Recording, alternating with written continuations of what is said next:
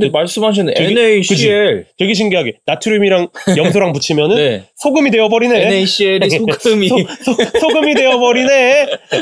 의도한 건 아닌데 네. 소금이 되어버리네요. 또 이렇게 소금 농법을 네. 근데 무시하시는. 기량작용은 피하고 막고 싶고 상조작용만 일어나게 하고 싶은데 비료를 어떻게 줘야 되냐.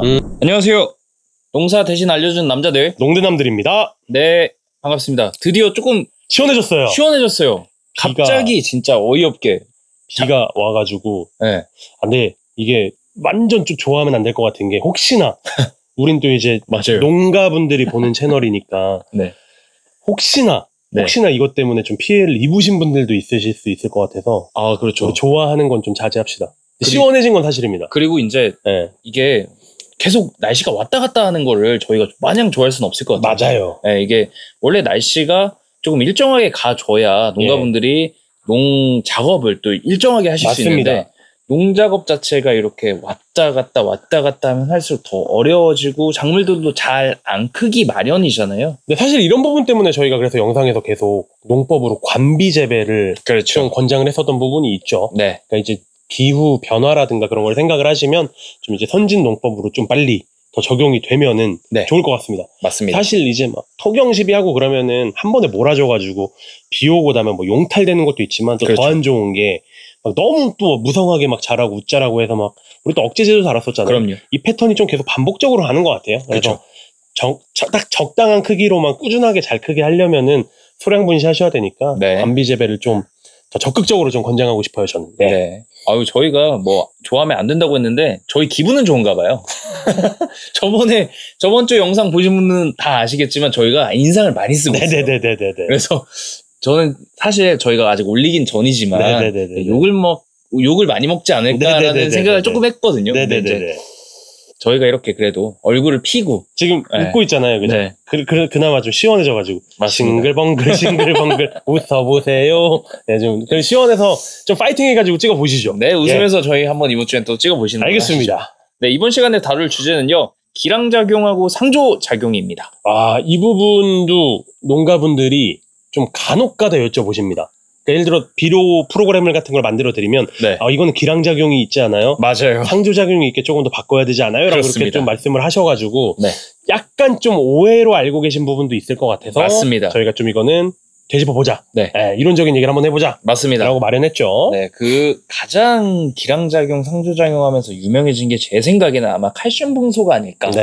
칼슘의 짝꿍은 붕소다 하면서 무조건 붕소를 같이 타야 된다라고 생각도 많이 하시고 저는 이런 점들은 어떻게 보면은 좀 공식같이 이렇게 좀 외워두셔도 나쁘지 않겠다라는 생각은 하지만 어찌됐건 붕소가 또 저번에 뭐 저희 본가 채널에서 말씀하신 것처럼 뭐 사용량 같은 경우에는 또 사용량이 많으면 안 되는데 또 그냥 칼슘을 한다고 무조건 붕소를 넣으시는 분들이 또 생기면 안 되니까 이런 오해들을 좀 바로 잡고 그리고 또 공식같이 좀 알아둬야 되는 부분들은 또 공식같이 알아뒀으면 좋겠다. 맞습니다. 라는 생각에 영상을 만들었으니까 끝까지 시청 부탁드리도록 하겠습니다.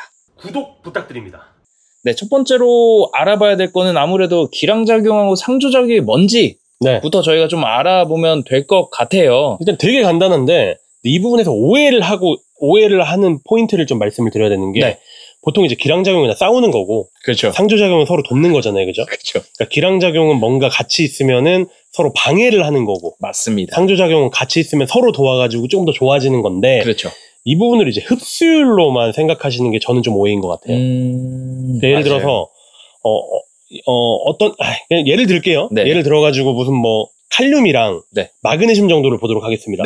얘네 둘은 서로 기량작용인 건 알고 계실 거예요. 그 이유에 대해서는 더 자세하게 설명드리고 이거는 서로 흡수될 때 기량작용이 발생한다라는 거죠. 근데 반면에 뭐 예로 드셨던 칼슘이랑 붕소 같은 경우 흡수에서도 상조작용이 있지만 작용에서의 상조작용이 굉장히 임팩트가 크죠. 맞습니다. 흔히들 우리가 뭐 다른 영상에서 다루긴 하겠지만 칼슘의 역할 중에 제일 중요한 역할을 세포벽의 구조적인 안정화라고 본다면 세포벽의 구조적인 안정화에 칼슘 말고 또 결합하는 물질이 붕소잖아요. 칼슘 붕소가 같이 들어가게 되면 흡수율도 좋아지게 되고 작용하는 기작도 훨씬 더 촉진되고 좋아지게 됩니다. 그렇기 때문에 상조작용입니다 라고 이해하시면 되는 거거든요. 그래서 여기서 오해하시면 안 되는 포인트 하나가 기량작용과 상조작용은 흡수 차원에서만 보시는 게 아니라 이용, 작용적인 차원에서도 한번 살펴보셔야 된다라는 점을 꼭 강조하고 싶습니다. 네, 맞아요. 네. 저희 이제 그 칼슘이랑 붕소 얘기하면 항상 이렇게 하잖아요. 이렇게 세포벽이 이렇게 있으면은 이 안에다가 풀칠을 해주는 게 이제 붕소의 작용이다. 칼슘이 두껍게 해주긴 두껍게 해줬는데 이 사이를 풀칠을 해줘야 또 이제 더 단단해질 거 아닙니까? 그런 식으로 이제 저희가 설명을 많이 드리곤 하는데. 비유를 참 좋아하세요. 네. 이게 참 이제 농가분들이 이런 식으로 비유를 해드리면 참 이해가 빠르시더라고요. 그래서 농가분들이 저를 싫어하시나 봐요. 저는 어려운 얘기만 하고 비유적으로 잘 안 하니까. 무슨 말씀이세요? 되게 좋아하십니다. 그렇습니까? 네. 되게 좋아하시고 더 열심히 한번 해보겠습니다. 네. 예. 오늘 웃는 거 뵈니까 너무 기분이 좋네요, 저도. 시원합니다. 예. 네, 그래서 이제 기량작용하고 상조작용에 대해서 말씀을 해주셨는데, 기량작용은 어찌됐건 이제 흡수를 방해하거나 작용에 있어서 서로 간에 간섭이 있는 작용. 그래서 이제 기량작용은 서로를 약간 좀 방해하는 작용이다라고 이해를 해주시면 될 것 같고, 상조작용 같은 경우에는 흡수를 같이 도와주거나 작용을 같이 해서 어떤 작용에 대해서 조금 더 좋은 효과를 낼 수 있는 게 상조작용이다까지 말씀을 드려봤습니다. 근데 이제 뿌리 쪽에서 혹은 뭐 잎 쪽에서 그 상조작용 그리고 기량작용은 어떻게 나는지에 대해서 한번 설명을 해주시면 감사할 것 같습니다. 예. 좀 설명을 드릴게요. 네. 이제 기량작용이랑 상조작용을 이해함에 있어가지고 뭐 어떤 물질이 어떤 영양소가 다른 영양소의 뭐 수송체랑 뭐 경쟁을 하네 마네 무슨 뭐 효소작용을 방해하네 마네 그렇죠. 거기까지 우리가 파고드는 건 사실 쉽지 않은 것 같고 맞아요. 가장 기본적으로 이 양분의 극성 양분의 전하를 좀 이해하시면 굉장히 이해가 편해집니다. 그렇죠. 예를 들어서 양이온이랑 양이온은 서로 경쟁하게 되겠죠. 맞아요. 같은 극이니까. 예, 음이온이랑 음이온도 서로 경쟁하게 되겠죠. 맞아요. 근데 양이온이랑 음이온은 서로 여자 좋아하시잖아요. 여자 이제는 좋아해요. 네. 전 좋아합니다. 저 와이프도 이제 여자니까 저도 좋아하는 거죠. 네. 저도 여자인 저희 와이프를 좋아하는 거죠. 그런 의미가 아니셨던 것 같은데. 저도 여자인 저희 와이프. 그러니까 남자가 여자 좋아하는 것처럼 그렇죠. 양이온과 음이온은 서로 상조작용을 하고 맞습니다. 그리고 양이온과 양이온, 음이온과 음이온은 서로 기량작용을 한다라고 생각하시면은 대부분 맞을 수 있습니다. 맞아요. 그래서 흔히들 우리가 이런 얘기해요. 원의학적으로 되게 중요하게 보는 게 뭐 KM 비율 같은 거 중요하게 보잖아요. 그렇죠. 질소 대 칼륨 비율이 결국에 영양생장기와 생식생장기를 규정하는 굉장히 중요한 지표이니까. 맞습니다. 그거만큼 또 굉장히 중요한데 농가분들께서 중요하게 생각 안 하시는 게 칼륨과 칼슘 마그네슘의 비율을 많이 봐야 됩니다. 칼륨 대 칼슘하고 마그네슘 합친 거죠. 맞아요. 네. 칼륨 대 칼슘 더하기 마그네슘. 맞습니다. 그러니까 칼륨과 칼슘을 비교하는 것도 의미가 있고 칼륨과 마그네슘을 비교하는 것도 의미가 있는데 대부분 이제 칼슘 마그네슘보다는 칼륨이 많이 들어가니까 그렇죠. 칼륨 대 칼슘 더하기 마그네슘을 많이 보죠. 왜 그러냐면 칼륨은 1가의 양이온이죠. 칼슘은 2가의 양이온입니다. 그렇죠. 마그네슘도 2가의 양이온이에요. 맞아요. 둘 다 양이온이잖아요. 그럼 서로 경쟁을 하는 거예요. 그러니까 아까 말씀하신 것처럼 같은 극 애들끼리 경쟁을 한다. 맞습니다. 그 식물이 양분을 흡수하는 여러 가지 패턴 기작 중에 한 가지 기작이 이온 교환이라는 애가 있습니다. 맞습니다. 이온 교환이 뭐냐면 근권부에서 일어나는 일인데 양이온을 하나 흡수하면은 똑같이 양이온을 식물체에서 하나 내보내야 되는 거예요. 살아있는 생물이잖아요. 항산성 유지가 되게 중요하단 말이죠. 맞습니다. 이 항산성의 유지를 조금 더 마이크로한 측면에서 보면은 체내에서 양이온과 음이온도 균형을 어느 정도 이뤄야 돼요. 그렇죠. 그죠? 그래서 우리도 이온 밸런스 깨지면은 막 링겔 맞고, 그렇죠. 막 포카리 스웨트 마시고, 그렇죠. 저 어제 술 많이 마셨잖아요. 오늘 파워에이드 엄청 마셨잖아요. 왜 이렇게 술을 많이 드시나 몰라. 이온 불균형 상태를 초래하고 싶은 겁니다. 그러니까 식물도 똑같은 거예요. 양이온 한 분자 들어가려고 하면 양이온 한 분자 내뿜어야 됩니다. 그렇죠. 그러니까 제일 기본적으로 양이온 하나 들어가면 수소이온을 하나 내뿜던가 음이온이 하나 들어가면은 수산화이온 OH-를 내뿜던가 그런 식으로 이온 교환을 하면서 양분을 흡수하는 기작이 굉장히 대표적인데 그럼 생각을 해보자고요. 식물체 내부에서 흡수할 수 있는 양이온 같은 경우는 그럼 그 절대량이 정해져 있겠네요. 그렇죠. 수소가 무한정 생성되는 건 아니니까. 맞아요. 그럼 이때 칼륨이 들어가고 칼륨도 먹고 싶고 칼슘도 먹고 싶고 마그네슘도 먹고 싶습니다. 하지만 얘는 전부 다 양이온이에요. 그렇죠. 수소랑 교환되는 친구들이죠. 맞습니다. 그럼 근권부에선 칼륨, 칼슘, 마그네슘들이 서로 싸운다라는 거예요. 그러니까 들어갈 수 있는 통로에 한계가 있다는 표현은 그동안 저희가 해줬었는데 그거를 실제적으로 더 깊이 알아보면 식물 안에서 H 플러스 이온, 그러니까 수소 이온이 이 땅에 있는 이온들과 이렇게 교환되면서 흡수가 되는 과정인데 맞습니다. 이 H 플러스 이온이 한정적이기 때문에 맞습니다. 이거를 무작정 교환해서 바꿀 수가 없다. 맞습니다. 그래서 이제 이 중에서 우리가 이제 골라서 가져가는 건 아니고 그냥 막무가내로 얘네가 이렇게 맞습니다. 가져갈 거 아닙니까? 맞습니다. 그래서 이제 많은 놈은 많이 흡수되고 맞습니다. 적은 놈은 적게 흡수되니까 예. 이제 칼륨이 많으면 네. 마그네슘이 적게 흡수되고 네. 칼슘도 적게 흡수되고 맞아요. 요 말씀을 하시려고 하는 아주 겁니까? 정확하신 표현을 하신 겁니다. 정리 잘했어요. 네. 여기서 그러면 플러스로 하나만 더 보셔야 되는 게 네. 저는 나트륨. 나트륨. 우리가 한번 MSG에서 얘기했었어요. 네. 그죠? 모노 소듐 글루타메이트. 네. 에서 이 소듐이 나트륨이라고 얘기하고 맞습니다. 얘네는 식물이 사실 양분원으로 이용하는 게 극히 제한적이다라는 그렇죠. 얘기를 했죠. 네. 그러면 양분의 형태 중에 나트륨이 들어가 있는 친구들이 있다라고 한다면 네. 이 친구는 식물이 선호하는 양분도 아니에요. 그렇죠. 근데 나트륨은 일가의 양윤이니까 식물이 선호하는 칼륨, 네. 칼슘, 네. 마그네슘들이랑 경쟁을 한다라는 겁니다. 와. 기량작용이 일어나게 된다라는 거죠. 네. 그러니까 이 부분도 우리가 반드시 체크해야 되는 거예요. 지금 소금농법 욕하시는 거예요. 다음에 제가 염소 얘기하려고 하긴 했거든요. 염소 얘기하려고 하긴 했어요. 근데 사실 소금농법은 우리가 조금 더 딥하게 가가지고 네. 수화반지름의 길이라든가 입단이라든가 네. 뭐 그런 부분까지도 설명을 드려야 되니 그건 좀 뒤로 네. 미루도록 하고 어쨌건 그래서 전 나트륨을 더 싫어하는 겁니다. 네. 그러니까 염류장애도 염류장애이긴 하지만 기량작용 측면에서 봤을 때 식물들이 다량으로 흡수해야 되는 다른 양이온들과 경쟁을 한다. 네. 흡수 상태에서 경쟁을 한다. 맞습니다. 굉장히 안 좋은 거예요. 그렇죠. 마찬가지로 우리 음이온 사이드에서도 봅시다. 음이온 측면에서 봅시다. 뭐 음이온의 대표적인 게 대부분 뭐 인산이라든가 그렇죠. 황이라든가 네. 혹은 질산테질소라든가 그렇죠. 이 부분도 서로 흡수에 있어서는 당연히 경쟁. 기량작용을 할 수밖에 없는 네. 겁니다. 맞습니다. 여기서 제가 두 가지를 말씀드리고 싶은데 봐봐요. 질산테질소를 식물이 흡수하는 이유는 단백질 때문이에요. 그렇죠. 단백질 그죠? 만들려고. 맞아요. 네. 황이 식물을 흡수하는 이유 뭐 너무 많지만 네. 황이 식물을 흡수하는 이유 자체도 단백질 때문입니다. 그렇죠. 황아미노산, 그죠? 네. 황아미노산 때문에. 맞습니다. 그러면 질소랑 질산테질소랑 황 같은 친구들은 서로 흡수에 있어서는 당연히 경쟁 관계일 수밖에 없습니다. 그렇죠. 하지만 식물 체내에서 이용에 있어서 네. 이 친구들이 경쟁을 하겠습니까? 서로 도움을 받겠습니까? 도움을 받겠죠. 둘 다 최종 목적지가 아미노산이니까 흡수된 상태에서는 서로 상조작용을 한다는 거예요. 그렇죠. 그러니까 흡수에서의 기량작용은 당연히 약이 될 수밖에 없지만 네. 식물체 내부에서 이용이나 작용에 있어서는 상조작용이라는 거죠. 맞습니다. 제가 큰 오해를 하신다는 부분이 우리가 흡수만 생각을 하는데 그렇죠. 흡수가 아니라 최종 목적인 이용과 작용까지 생각을 했을 때 저는 질산테질소랑 황 정도는 상조작용으로 정의하고 싶다라는 겁니다. 아, 맞습니다. 이 부분을 꼭 한번 명심을 해주셨으면 좋겠고 네. 그래서 두 번째 얘기는 뭐냐면 오케이 그러면 음이온들끼리도 기량작용이 일어나는 건 이해를 했어요. 네. 근데 사실 우리는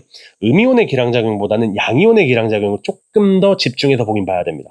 아무래도 그쪽이 더 많으니까 그렇지 않습니까? 정확해요. 네. 식물들이 흡수하는 양분들의 형태를 봤을 때는 음이온 베이스보다는 네. 양이온 베이스가 훨씬 많아요. 맞아요. 지금 우리 당장 생각나는 게 칼륨, 마그네슘. 칼슘, 마그네슘. 네. 또 그리고 미량 요소들도 대부분 그렇죠. 뭐 붕소, 몰리브덴 제외하고는 대부분 다 양이온이잖아요. 맞습니다. 그렇기 때문에 양이온의 절대량이 더 높아요. 네. 그러니까 우리는 흡수 경쟁 관계에서의 기량작용과 상조작용은 양이온 사이드에서 좀 생각할 필요가 있다라는 거고. 맞습니다. 그리고 토양의 극성 자체가 음이온이잖아요. 네. 그죠? 토양의 극성 자체가 음이온이니까 사실 음이온끼리의 기량작용은 좀 덜합니다.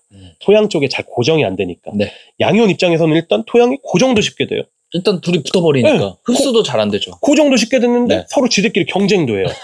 그러니까 흡수에 있어서 기량작용은 양이온 사이드로 우리가 조금 더 봐줘야 된다라는 부분. 마지막으로 네. 음이온 중에 제가 굉장히 싫어하는 대표적인 음이온이 있습니다. 염소. 염소죠. 네. 아까 나트륨이랑 똑같은 개념인 거예요. 맞습니다. 그러니까 염소 자체가 염류 집적도를 높인다라는 건 우리가 영상에서도 많이 가르쳐드렸으니까 그만 얘기하기로 하고 네. 염소 일가의 음이온 자체가 질산테질소라던가 맞아요. 황이라든가 맞아요. 인이라던가 붕소라든가 이런 친구들이랑 경쟁을 한다라는 거예요. 그렇죠. 흡수에서의 경쟁을 하니까 아까 전에 양이온에서 경쟁에 불필요했었던 나트륨 네. 그리고 음이온에서 경쟁에 불필요했었던 염소 네. 이런 친구들은 사실 우리가 땅에 많이 뿌리면 안 된다라는 거죠. 근데 말씀하시는 되게- NaCl. 되게 신기하게 나트륨이랑 염소랑 붙이면은 네. 소금이 되어버리네. NaCl이 소금이. 소금이 되어버리네. 의도한 건 아닌데 네. 소금이 되어버리네요. 아, 또 이렇게 소금 농법을 네. 근데 무시하시는. 구독 부탁드립니다. 이 기량작용, 상조작용 전에 죄송하지만 살짝 이렇게 좀 다른 방향으로 틀어가지고 다른 주제 말씀드리면은 우리가 그 수경 재배하잖아요. 네네네. 그러니까 이거는 좀 다른 얘기예요. 그렇죠. 수경 재배할 때 원수 분석하잖아요. 네. 수경 재배할 때 원수 분석에서 되게 여러 가지 지표들을 봐줘야 되는데 네. 제가 제일 먼저 보는 지표 중에 하나가 일단 첫 번째로 중탄산 함량을 보고요.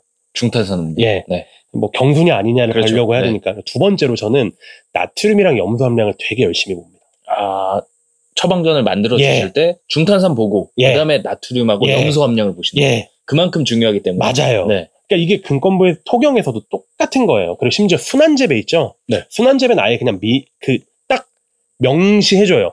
나트륨과 염소는 1.5ppm을 넘지 않을 것. 이런 식으로 명명백백하게 명시를 해줘요. 그게 많이 들어가면 또 역시나 맞아요. 안 되고 맞아요. 경합 과정을 거치기 맞아요. 때문에. 그게 두 가지 측면인 거죠. 배지의 염류 집적도가 높아진 것 첫 번째, 네. 두 번째 우리가 주는 양분들의 기량작용이 유발이 되면서 양분들의 흡수가 안 된다는 네. 겁니다. 일단 여기까지가 개괄적인 흡수에서의 기량작용과 상조작용에 대한 설명이었고 네. 여기까지 좀 정리를 해주세요. 네. 예. 와, 어떻게 정리해야 되지? 쓸데없는 얘기, 다른 얘기들을 좀 많이 하긴 했습니다. 그냥 그 중에서 뭐 또 우리 수경재면 또 따로 다룰 거니까 그냥 편하게 어렵지만 정리 한번 해보도록 하겠습니다. 해보시지.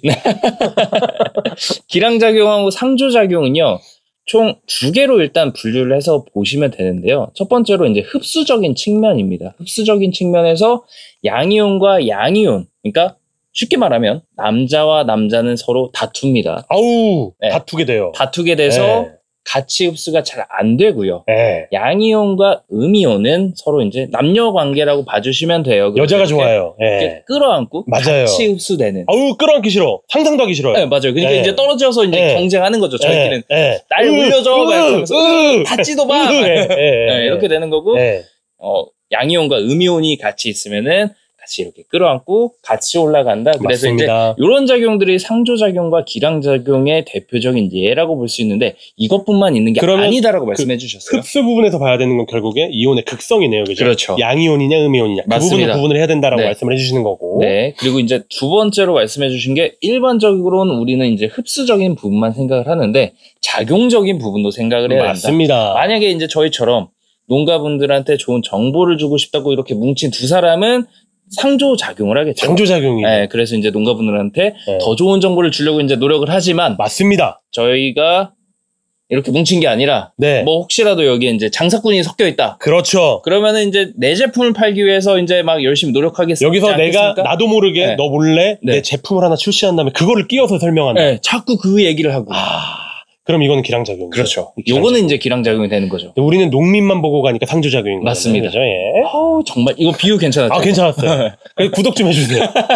우리 농민만 보고 가는 상조작용이니까 네. 구독 좀 해주세요. 구독 부탁드립니다. 이렇게 이제 또 작용에 있어서도 기량작용과 상조작용이 일어날 수 있으니까요. 꼭 흡수적인 측면만 보지 마시고 안에서 어떤 일을 하는지 뭐 대표적으로 아까 설명해 주셨던 게 질소하고 황 부분이었죠. 특히나 질산테질소랑 황. 네, 이 둘 다 이제 아미노산을 생성하는데 도움을 많이 주는 원소 중에 하나인데 요 두 개가 같이 들어가면은 이제 안에서 아미노산을 만드는데 맞아요. 도움을 많이 줄 수 있다. 상조작용을 할 수 있다. 작용에서의 상조작용이다. 네. 흡수에서는 기량이 있기는 하겠지만 작용에서의 상조작용이고 그리고 우리는 흡수에서의 기량과 상조를 구분할 때 대부분 양이온 위주로 생각을 하는 게 좋을 것 같다. 네. 그리고 양이온과 음이온에서 기량작용을 유발하면서 식물들은 별로 흡수하지도 않는 애가 대표적으로 나트륨과 염소였다. 네. 까지 좀 정리를 해주시면 될 것 같고 네. 그 예시로 지금 질산테질소 황을 다시 한번 말씀해 주셨는데 아주 전 적절하다고 생각해요. 다시 한번 설명드리면 질산테질소 마이너스, 황 마이너스 서로 경쟁 관계입니다.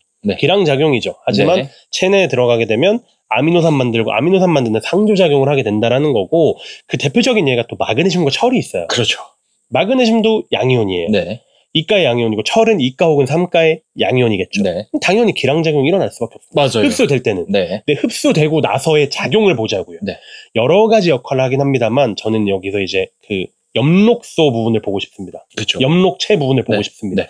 마그네슘과 철은 엽록체를 잎을 푸르게 만드는 구성 성분에서 굉장히 중요한 역할을 하죠. 그렇죠. 그러니까 광합성을 잘 되게 하는데 굉장히 중요한 역할을 해요. 맞아요. 그럼 우리가 식물의 작용인 단백질의 형성 가치, 예를 들어 광합성의 효율 향상 측면에서 본다면 마그네슘과 철은 작용에 있어서 아주 훌륭하게 상조작용을 하게 된다는 거죠. 맞습니다. 이 부분을 또 추가로 전달드리고 싶고 그리고 하나 주의해야 되는 게 있어요. 네. 주의해야 되는 게 그럼 마이너스랑 플러스랑 같이 주면 좋은 거네.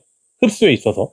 그렇죠. 그렇게 생각하실 수 있어요. 네. 근데 여기서 하나의 예외가 있습니다. 침전이라는 걸 봐줘야 됩니다. 둘이 붙어가지고 침전되는 경우들. 불용화가 되는 경우. 불용화되는 경우들. 그러니까 이 경우는 이제 그러면 상조작용이 아닌 거죠. 흡수가 안 되는데. 이거는 뭐 기량작용이라고 봐야 되나요, 이게? 그러니까 이거는 기량작용이라도 보기도 그러고 그냥 침전이라고 우리가 다른 카테고리를 만듭시다. 네네네. 그러니까 지금까지 우리가 얘기했을 때 흡수에서는 서로 극성이 다른 애들이 유리해요. 그렇죠. 남자랑 여자처럼 플러스 마이너스가 유리해요라고 설명을 드리긴 했는데 플러스 마이너스가 그냥 적당히 껴안아야 되는데 굳은 껴안은 거죠. 이게 농개전법으로. 네.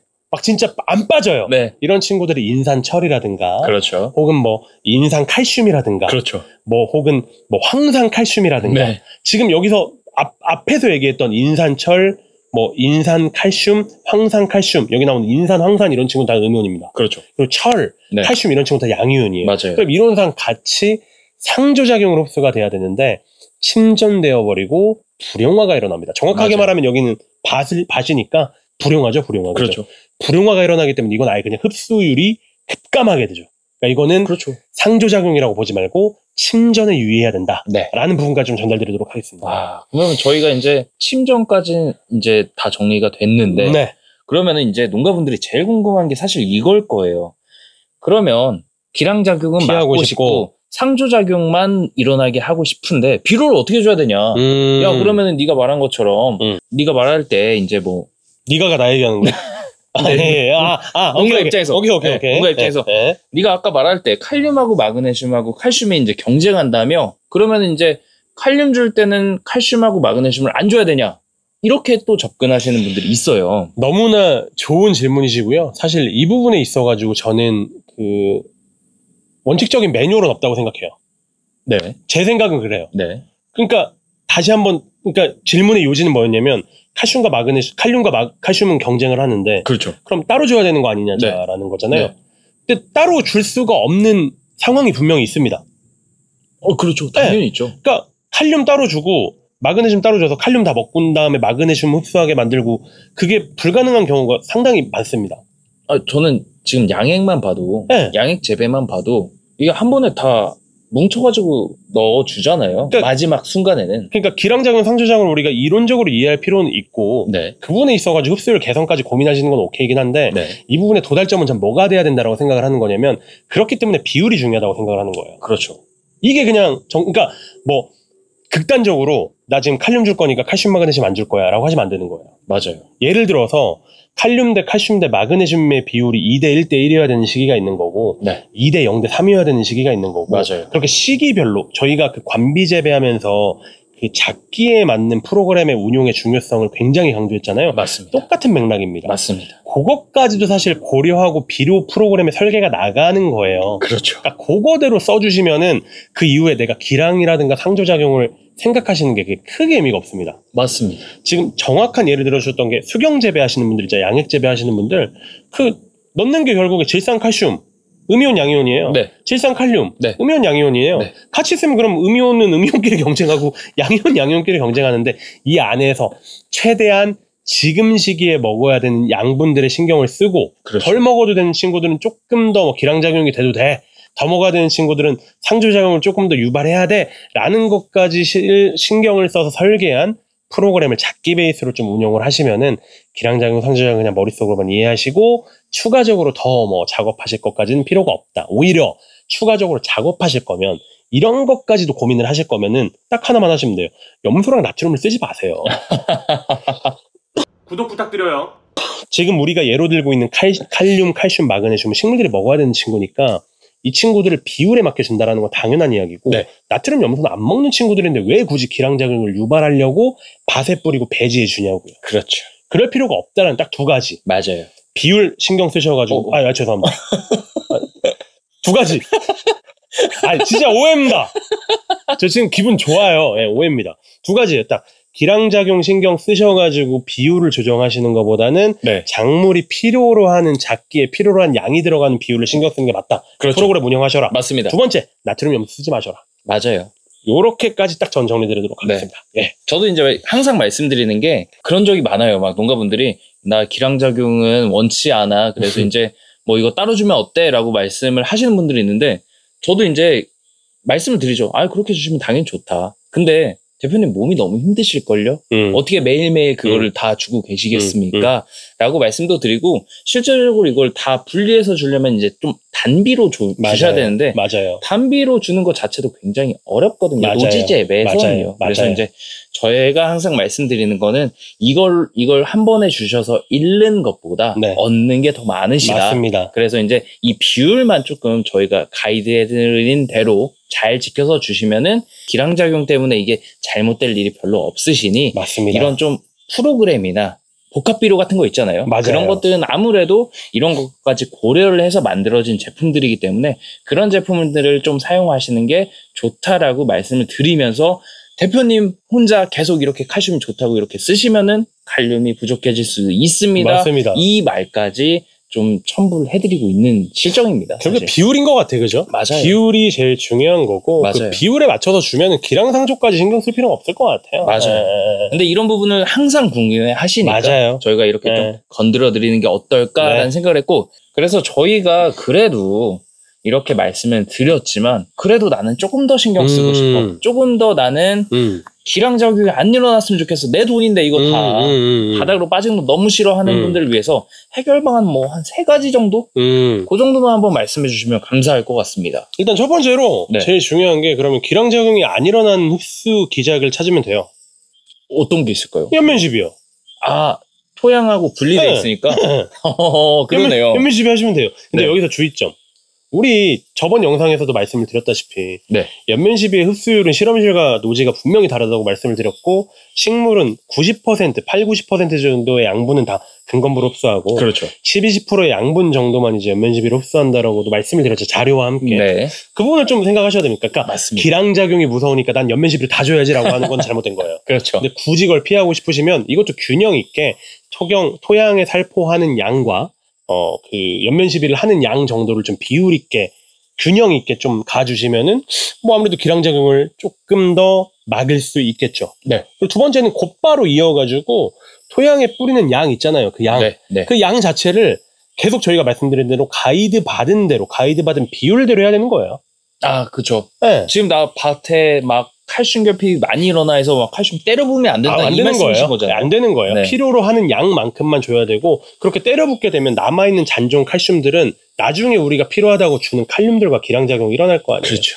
그러니까 사실 그 수경재배랑 그 토경재배의 가장 큰 차이점이 토경재배는 땅에 심고 수경재배는 배지에 심지 않습니까? 근데 수경재배의 배지랑 토경재배의 땅이랑 비교해보면 배지가 훨씬 더 무색에 가깝습니다.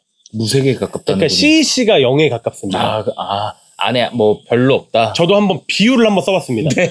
CEC가 0에 가깝다고 하면은 실패한 비유인 것 같습니다.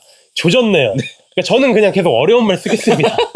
그러니까 이 안에 뭔가 고정되어 있는 애들이 적은 거예요. 그러니까 고정되어 있는 애들을 많이 만드는 건 땅이 만드는 게 아니라 우리가 만드는 겁니다. 맞습니다. 칼슘이 필요해 보여. 칼슘이 많이 필요해. 내 직관적으로 칼슘이 되게 많이 줘야 될 것 같으니 칼슘 때려 부어 이러면 안 된다는 거예요. 그렇죠.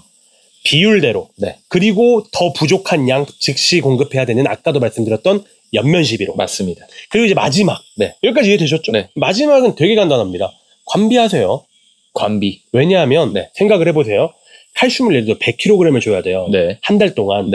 한 달 동안 100kg을 줘야 되는데 100kg을 한 번에 주는 거랑 그렇죠. 10kg씩 10번을 나눠주는 거랑 뭐가 더 기량작용이 잘 유발되겠어요? 잘 유발되는 건 당연히 100kg 한 번에 때려 박았을 때죠. 한 번에 100kg 주는 게 토양에 살포하는 거고요. 그렇죠. 10kg씩 10번 주는 게 관비 녹여서 주는 거예요. 관비하세요. 또 이런 작용까지 생각을 해서 관비를 할 수 있겠네요.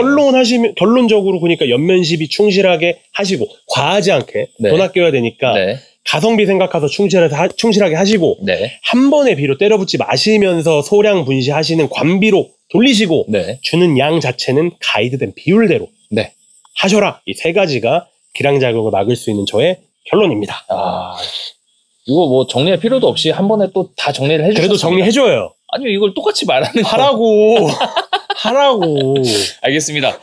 첫 번째 방법으로 말씀해 주셨던 게 이제 연면 시비를 같이 해주는 방법을 말씀을 해주셨어요. 토양 안에 흡수될 때 이제 얘네끼리 양이온은 양이온끼리 이렇게 부딪히니까 양이온은 이쪽으로 주고 다른 양이온은 또 이제 연면 시비를 하면 부딪힐 일이 없으니까 아무래도 이제 기량작용을 막을 수 있는 첫 번째 방법이 될 것 같은데요. 예를 들어서 이제 뭐 연면 시비하는 거는 미량 요소 쪽으로 연면 시비를 하면 아무래도 이제 이쪽에서 걸릴 게 없으니까. 맞아요. 그리고 또 연면 시비로는 얼마 많이 공급 못 하는데 미량 요소는 말 그대로 미량 요소니까 또 이제 공급량이 어느 정도 또 충족이 되지 않겠습니까? 아주 실용적인 팁이죠. 네, 그래서 이제 연면 시비로 진행을 하시는 것도 권장을 드린다라고 말씀드렸지만 과하지 않게 절대. 농비 줄여야 되니까. 어차피 식물들은 흡수는 대부분 근권불한다라는 거 절대 잊으시면 안 됩니다. 맞습니다. 이게 첫 번째 팁이었고요. 두 번째 팁으로 말씀해 주셨던 게 이제 균형 시비. 그러니까 처방을 받아서 하는 게 굉장히 유리하다. 왜냐면 거기에 들어가는 처방 같은 경우에는 기량작용과 상조작용도 고려를 해서 만들었기 때문에 본인이 만약에 지금 내 밭에 막 칼슘이 많이 부족해요. 그래서 이제 칼슘을 막 넣었다. 그러면은 마그네슘하고 균형도 깨질 수 있고 칼륨, 가리하고 이제 균형도 깨질 수 있기 때문에 이런 부분들을 본인이 판단하시는 것보다도 조금 전문가한테 물어보셔서 균형 시비 처방을 받으시는 게 조금 더 유리하다라고 말씀드릴 수 있겠고요. 마지막으로는 이제 관주를 해라. 맞습니다. 여기서 또 관주가 나왔는데 맞습니다. 예를 들어 주신 게 이제 칼슘을 100kg 한 번에 넣은 게 기량작용이 심할 건지 그리고 10kg씩 10번에 나눠서 주는 게 기량작용이 심할 건지를 생각을 해보라고 해주셨는데 저는 바로 말씀드렸어요. 맞아요. 당연히 100kg를 한 번에 넣는 게 그럼요. 기량작용이 심할 겁니다. 맞습니다. 그래서 이런 측면에서도 관주를 또 좋은 점이라고 소량 분시가 가능하니까요. 네, 그래서 맞습니다. 이렇게 총 3가지가 해결 방안이다라고 말씀을 해주셨습니다. 맞습니다. 이번 시간 같은 경우에는 단편으로 좀 끝낼 수 있는 주제였어요. 그래서 저희가 한 30분 정도 좋아요. 네. 좋은 것 같아요. 근데 이게 뭐 2편으로 나갈지 1편으로 나갈지 모르겠는데 좀 길다면 긴 시간이긴 한데 어쨌건 하나 주제를 하나 영상으로 딱 끝내니까 깔끔합니다. 네, 좋습니다. 이렇게 저희가 기량작용하고 상조작용을 알아봤고요. 기량작용, 상조작용 농가분들이 많이 관심 있어 하시지만 결론적으로 생각해보면 저희가 이해만 하시고 충실하게 그냥 비율대로 나온 작기 베이스로 비율대로 가이드된 프로그램을 충실하게 이행하셔라. 맞아요. 그러니까 그거 충실하게 이행하시는 게 일단 가장 기본적으로 기량상조작용을 좀 이해하시는 거랑 일맥상통하는 부분이다. 라는 점을 좀 마무리 지으면서 말씀드리도록 하겠습니다. 이렇게 하니까 저희가 알아야 될 필요가 없다 이렇게 그건 아니죠. 그래도 또 이제 추가적으로 해야 되는 작업 같은 것도 말씀을 드렸으니까. 맞습니다. 그러면 저희 이제 마지막으로 정리하고 넘어가시죠. 그래도 이제 우리 칼슘 붕소를 아까 예로 첫 번째로 들었던 것처럼 상조작용에는 어떤 게 있고 기량작용에는 대표적으로 어떤 게 있는지 그 부분만 한번 이렇게 공식처럼 한번 알고 가면 좋으실 것 같아요. 2분의 마이너스 B 플러스 마이너스 루트 B제곱 마이너스 4AC 청담동 수학 선생님 출신입니다. 구독 부탁드립니다. 공식처럼 외울 때 일단 제일 먼저 공식으로 외워야 되는 게 양이온만 우리 생각하자. 1번 양이온만 생각하자. 2번 양이온 중에 주의해야 되는 거 칼슘, 칼륨, 마그네슘 이게 2번 공식. 3번 공식 염소, 나트륨, 피하자. 그리고 예외 공식 4번, 5번은 예외 공식인데 4번 공식 질산태질소, 황은 흡수에 있어서는 기량, 작용에 있어서는 상조작용이니까 상조작용. 마찬가지로 마그네슘, 철도 흡수에 있어서는 기량, 하지만 작용에 있어서는 상조작용이니까 상조작용. 마지막 예외. 음이온과 양이온은 무조건 상조작용인 줄 알았으나 인산과 철, 인산과 칼슘, 황산과 칼슘 이런 친구들은 침전, 불용화가 되는 기량작용이라고도 할 수 없는 아예 그냥 극악의 해작용. 이렇게 딱 5가지 공식 말씀드리도록 하겠습니다. 정말 좋은 정리를 해주셨어요. 이거는 제가 정리 안 해도 되죠? 요거는 5가지 공식이니까. 알겠습니다. 그러면은 저희는 이번 시간에는 여기서 좀 마무리를 해보도록 하겠습니다. 그러시죠. 지금까지 농사 대신 알려준 남자들 농대남들이었습니다. 감사합니다.